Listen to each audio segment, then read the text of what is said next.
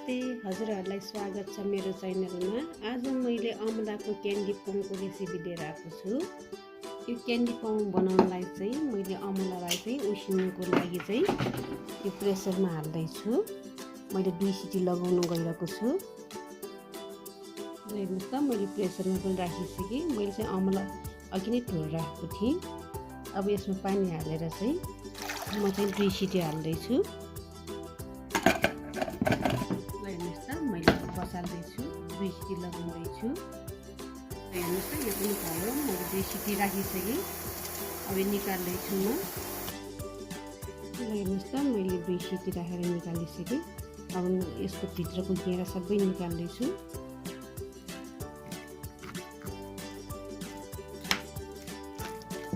हेर्नुहोस् त, सबै मैले चम्चाले नै मोलिसकेँ। अब यो सबै घेराहरू चाहिँ निकाल्नुपर्छ।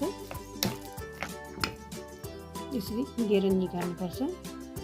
यो जुन रोगलाई पनि हुन्छ, यो अमला चाहिँ भिटामिन सी को काम गर्छ। यसले सबै घेरा निकालिसक्यो। अब यसको लागि म पारा बसाल्दैछु। ल हेर्नुहोस् त, मैले पारा पनि बसालिसक्यो। पारा पनि तातिसक्यो। अब म यो अमलाको यो सबै हाल्दैछु। यो बनाउनलाई तेल पनि चाहिँदैन, पानी पनि चाहिँदैन।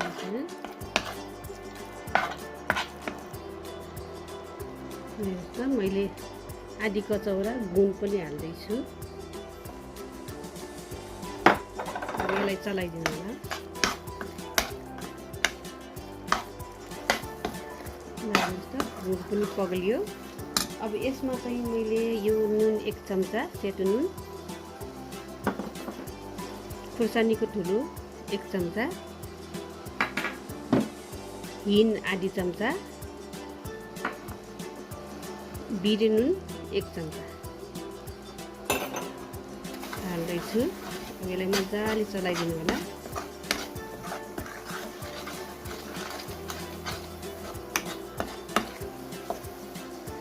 ल हेर्नुहोस् त, पाक्यो, कलर पनि चेन्ज भयो। म यो ग्यासलाई अफ गर्दैछु।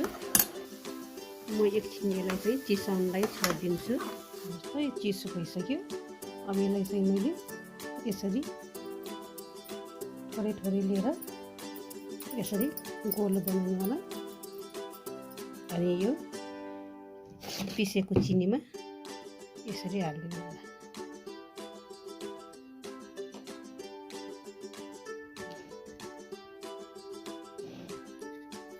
अर्को एउटा पनि बनाएर देखाउँछु।